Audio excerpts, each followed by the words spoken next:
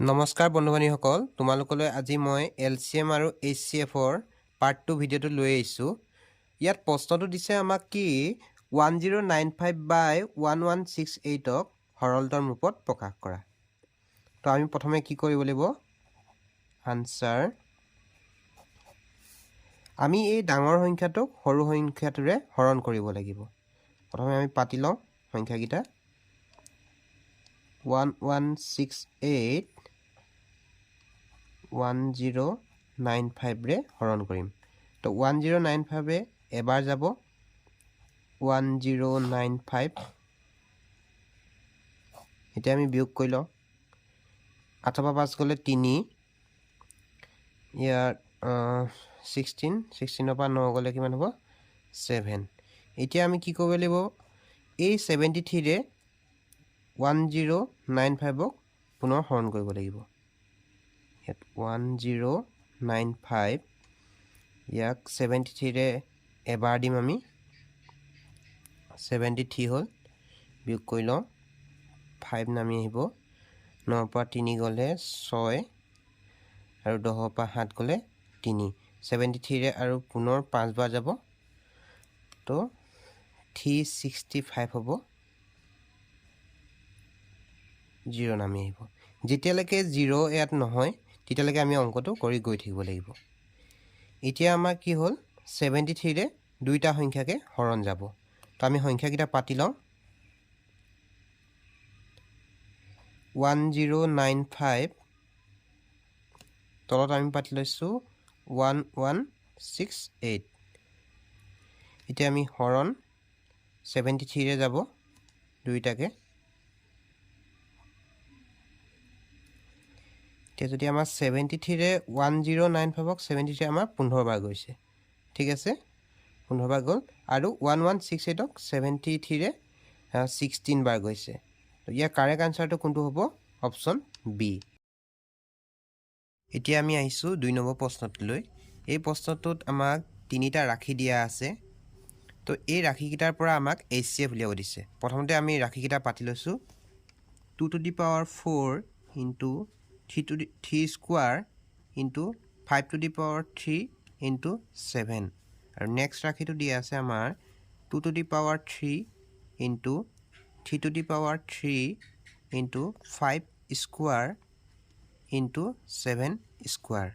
3 number ৰাশিটো দিয়া আছে 3 into 5 into 7 into 11। এতিয়া আমাৰ HCF ক্ষেত্ৰত HCFৰ ফুল ফৰ্মটো হৈছে হাইগেষ্ট কমন ফেক্টৰ। তো ইয়াত মানে কি হয়, আমাৰ হাই থাকিলে সদায় আমি ল' সংখ্যাত ল'ব লাগে। ইয়াত ল' ৰাশি কোনটো? এতিয়া ইয়াত চাওক, ইয়াত ল' ৰাশি মানে ইয়াৰ লগতে আৰু এটা কথা আমি জানিব লাগিব যে ইয়াত সকলোবোৰ মানে কমন হ'ব লাগিব। যেনে ধৰ এতিয়া 3 3 3 সকলোতে থাকিব লাগিব। ইয়াৰ ভিতৰত আটাইতকৈ সৰুটো হৈছে এই 3টোৰ, ঠিক আছে।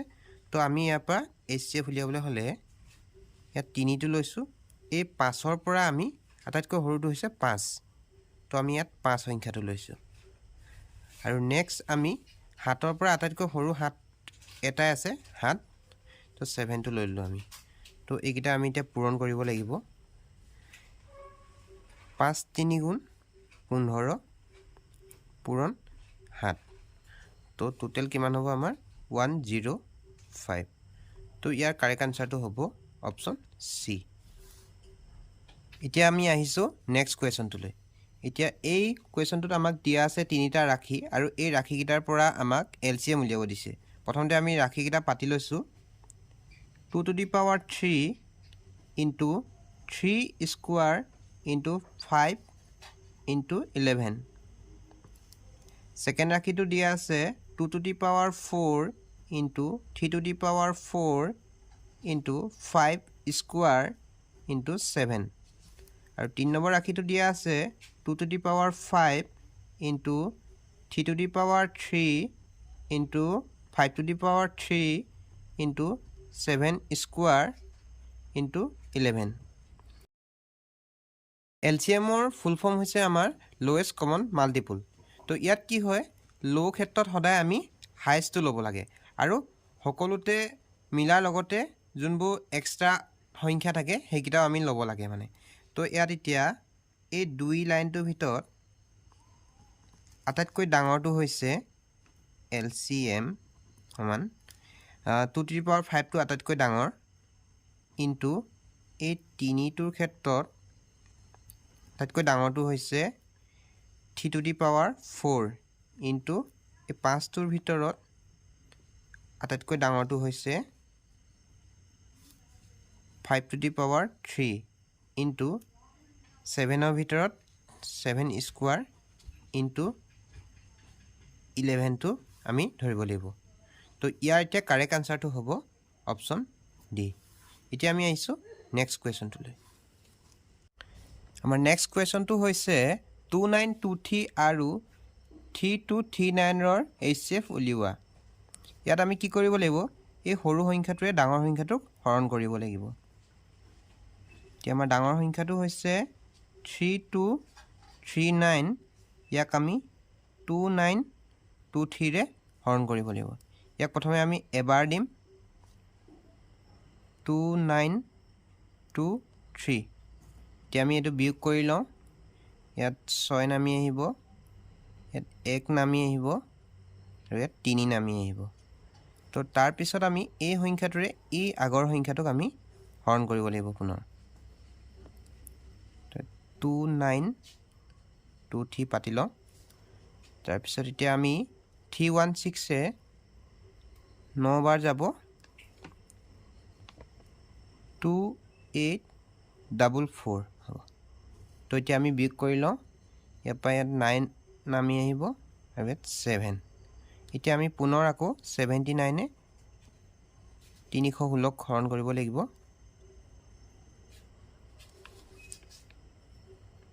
316 79 ৰে 316 4 বাৰ যাব 316 0 হৈ গ'ল যেতিয়ালৈকে 0 নহয় তেতিয়ালৈকে আমি হৰণ কৰিয়ে থাকিব লাগিব আৰু হেকত যোনটো সংখ্যা পাব সেই সংখ্যাটোৱে ইয়াৰ HCF হ'ব গতিকে আমাৰ HCF হ'ব 79 option D to correct answer হ'ব আমাৰ নেক্সট কোৱেশ্যনটো দিয়া আছে 24 36 আৰু 40 ৰ LCM উলিওৱা ইয়াৰ ক্ষেত্ৰত আমি কি কৰিব লাগিব আমি প্ৰথমে সংখ্যাকেইটা লৈ লৈছো 24 36 40 ইয়াক আমি প্ৰথমে 2 ৰে হৰণ কৰিম 2 এ 12 বাৰ যাব 2 এ ইয়াক 18 বাৰ যাব 2 থং 36 ইয়াক 20 বাৰ যাব 2 বিছং 40 আমি পুনৰ আকৌ 2 এ কৰিম 2 6 গুণ 12 2 9 গুণ 18 2 2 গুণ 20 পুনৰ আমি 2 এ কৰিম 2 3 গুণ 6 9 তো 9 ভাগে নামি আহিব 2 5 গুণ 10 এবাৰ পুনৰ আমি 3 এ কৰিম 3 এ গুণ 3 3 3 গুণ 9 5 তো 5 ভাগে নামি আহিব এতিয়া আমাৰ LCM ইকুৱেল টু কিমান কিমান পালো 2 into 2 into 2 into 3 into 3 into 5 এতিয়া আমি এই গুটেইকিটা পূৰণ কৰিলে আমাৰ LCM টো পাই যাম তো 2 2 গুণ 4 4 2 গুণ 8 8 3 গুণ 24 এফালে 5 3 গুণ 15 তো আমাৰ আনসাৰটো হৈ যাব এটা পূৰণ কৰিলো আমি 24 আৰু 15 5 4 গুণ 20 20 শূন্য বহিব 2 কৰিব 5 2 গুণ 10 11 12 বহিব 4 গুণ 4 2 গুণ 2 শূন্য নামি আহিলে 4 5 6 2 1 3 তো আনসাৰটো হৈ গ'ল আমাৰ 360 তো ইয়াৰ কাৰেক্ট আনসাৰটো হ'ব অপচন সি নেক্সট কোৱেশ্যনটো দিয়া আছে 1.08 0.36 আৰু 0.9 ৰ HCF উলিওৱা যেতিয়া পইণ্ট দিয়া থাকিব তেতিয়া আমি পইণ্টবোৰ উঠাই ল'ব লাগিব এতিয়া 1.08 ৰ লগত যদি আমি 100 মাল্টিপুল কৰো তেনেহলে আমাৰ হৈ যাব 108 0.36 ৰ লগত যেতিয়া আমি 100 পূৰণ কৰিম তেনেহলে হৈ যাব 36 আৰু 9ৰ লগত আমি যদি 100 মাল্টিপুল কৰোঁ তেনেহ'লে হৈ যাব আমাৰ 90। এতিয়া আমি সকলোৰে HCF উলিয়াই লওঁ। 108ৰ আমি HCF উলিয়াম। HCF 2 দিম, 2 5 গুণ 10, 2 4 গুণ 8, পুনৰ 2 দিম, 2 2 গুণ 4, 1 থাকিলে 14 হ'ল, 2 7 গুণ 14, তাৰপিছত 3 দিম, 3 9 গুণ 27, 9 আকৌ 3 দিম, 3 3 গুণ 9। এতিয়া আমি 36ৰো HCF উলিয়াই লওঁ।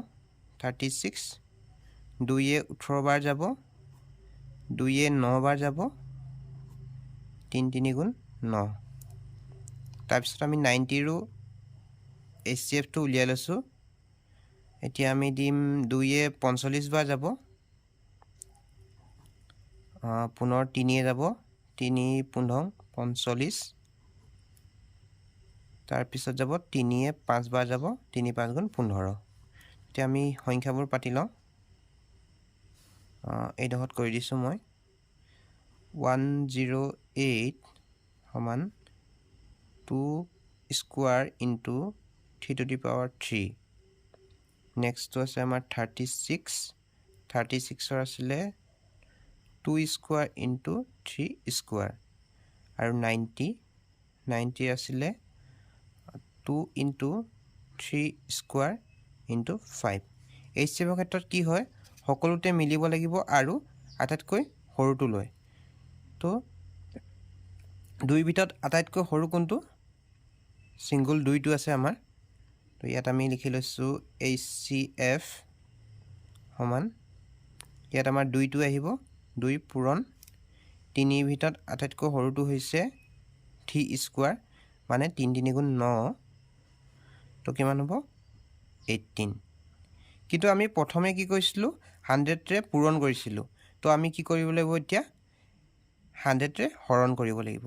তো যেতিয়া হৰণ কৰিম আমি দুটা আগত পইণ্ট আহি যাব, মানে 0.18 হৈ যাব। তো ইয়াৰ কাৰেক্ট আনচাৰটো হ'ব অপশ্যন চি। আজি এই ভিডিঅ'টোৰ শেষৰটো প্ৰশ্ন হৈছে 3 2.7 আৰু 0.09ৰ LCM উলিওৱা। ইয়াত আমি প্ৰথমতে কি কৰিব লাগিব? আমি এই পইণ্টকেইটা উঠাই ল'ব লাগিব। তো পইণ্ট উঠাবৰ কাৰণে আমি কি কৰিম? 3ৰ লগত 100 পূৰণ কৰিম। তো আমাৰ কিমান হৈ যাব? 300 হৈ যাব। 2.7 লগত আমি 100 পূৰণ কৰিম। তো আমাৰ কিমান হৈ যাব? 270 হৈ যাব। আৰু 0.09ৰ লগত আমি 100 পূৰণ কৰিম। তো আমাৰ কিমান হৈ যাব? 9 হৈ যাব। এতিয়া আমি এই তিনিটাৰ LCM উলিয়াব লাগিব। LCM উলিয়াবৰ কাৰণে আমি কি কৰিম? প্ৰথমে আমি সংখ্যাকেইটা পাতি লওঁ। 300, 270, 9। এতিয়া আমি 2ৰে প্ৰথম বাৰ দিম। 2ৰে ইয়াক 150 বাৰ যাব, 270 যাব 135 বাৰ, আৰু 9ক বাৰ নাযায়, গতিকে 9টো নামি আহিব। তাৰপিছত আমি পুনৰ 2ৰে বাৰ দিম। 2ৰে 150 যাব 75 বাৰ, আৰু 135ক বাৰ নাযায়, গতিকে 135টো আমি সেনেকৈ লিখি থ'ম। আৰু 9ক বাৰ নাযায়, তো 9টো নামি আহিব। তাৰপিছত আমি পুনৰ 3ৰে বাৰ দিম। 3ৰে 75ক যায় 25 বাৰ, আৰু 135ক যায় 3ৰে 45 বাৰ, আৰু 3ৰে 9ক যাব 3 বাৰ। তাৰপিছত আমি পুনৰ 3ৰে বাৰ দিম। 3ৰে 25ক বাৰ নাযায়, গতিকে 25টো সেনেকৈ বহাই থ'ম। আৰু 45ক 3ৰে বাৰ যায় 15 বাৰ, আৰু 3ৰে 3ক বাৰ যায় এবাৰ। ঠিক আছে। তাৰপিছত পুনৰ আকৌ আমি 3ৰে বাৰ দিম। 3ৰে 25ক নাযায়, তো গতিকে 25টো বহাই থ'ম। আৰু 3ৰে 15ক যায় 5 বাৰ, আৰু 1টো নামি আহিব।